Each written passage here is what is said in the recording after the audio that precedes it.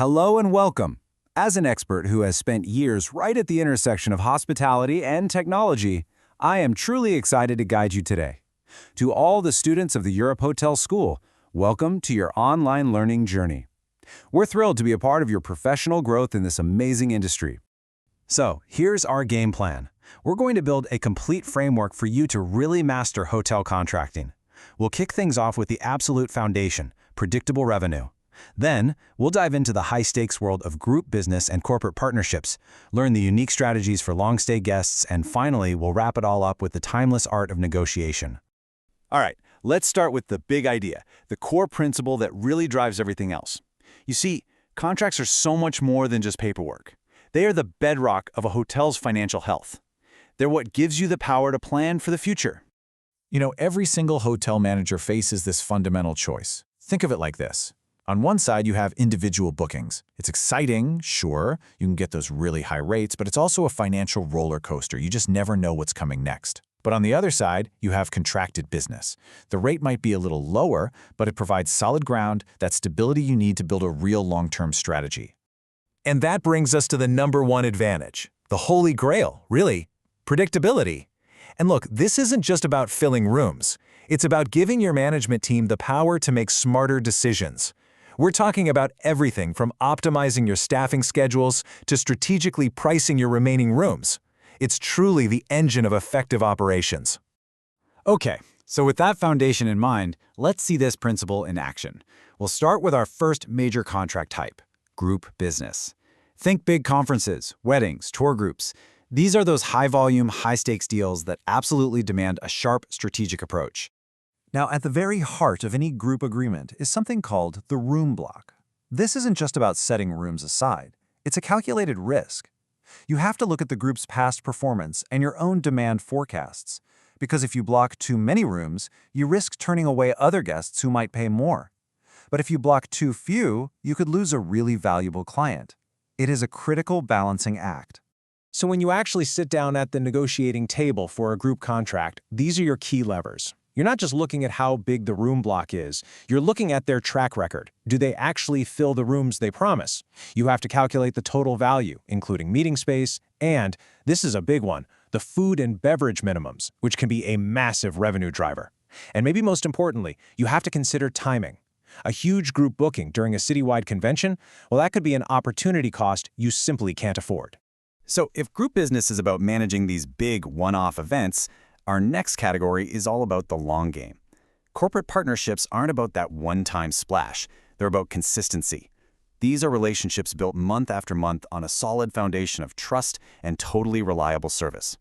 A really great corporate partnership doesn't just happen. It actually follows a pretty clear life cycle. And it always starts with a deep understanding of what that business traveler really needs. Usually it comes down to seamless efficiency, fantastic Wi-Fi, and a quiet place to work. Once you know that, you can negotiate the annual terms. But the real work? That's step 3, delivering that perfect, reliable experience every single time they check in. The final step, transparent reporting, well, that just closes the loop. It proves your value and solidifies the partnership for the next year. This quote says it all. Reliable service can transform a standard business relationship into a long-term strategic partnership. That's the secret sauce right there. I mean, any hotel can offer a room rate, but the hotels that truly thrive are the ones that turn that simple transaction into a strategic alliance that benefits everybody. All right, let's switch gears a bit and zoom in on a highly specialized segment, the long-stay guest. These are often people on extended corporate projects. Maybe they're relocating, and they're staying for weeks, sometimes even months. And for them, you need a completely different mindset, because you're not just a hotel anymore. You're their temporary home. I mean, the difference in needs is just night and day. A tourist who's in town for 2 days probably wants daily housekeeping. But a professional staying for 2 months, they might find that intrusive. They'd much rather have a schedule that respects their space. They value practical things, like a kitchenette or extra storage. And above all else, they need flexibility, because project timelines are almost never set in stone.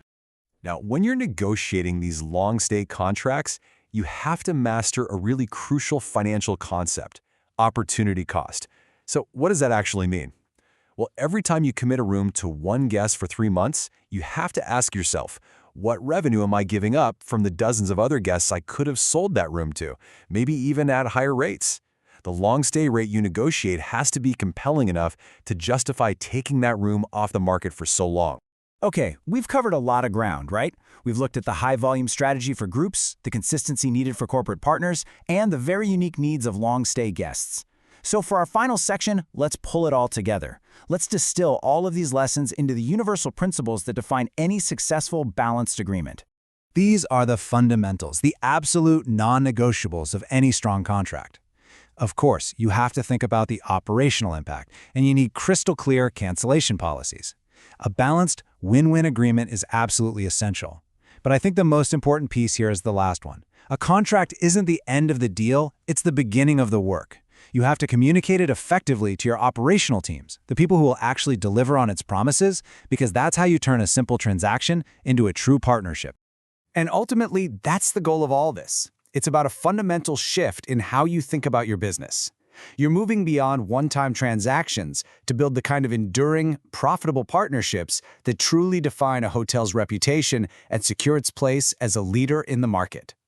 And that leads me to a final question for you, the future leaders who will be shaping this industry. As technologies like AI and dynamic pricing become more and more central to our operations, how will they change this art of negotiation?